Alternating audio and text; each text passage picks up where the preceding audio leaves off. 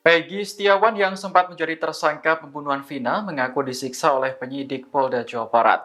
Meski pengakuan ini sudah viral, Mabes Polri rupanya masih bungkam. Karopenmas Divisi Humas Polri, Brigjen Truno Yudo menyebut pihaknya belum bisa menjelaskan lebih lanjut soal dugaan penyiksaan terhadap Peggy. Jenderal Bintang 1 ini juga enggan banyak bicara terkait perkara yang menjerat kuli bangunan tersebut. Namun ia memastikan Polri akan mempelajari putusan Pengadilan Negeri Bandung. Dalam sidang, hakim menyatakan tindakan penyidik menetapkan Peggy sebagai tersangka adalah tidak sah. Truno Yuda menyebut salinan putusan itu juga telah diterima oleh Polda Jawa Barat.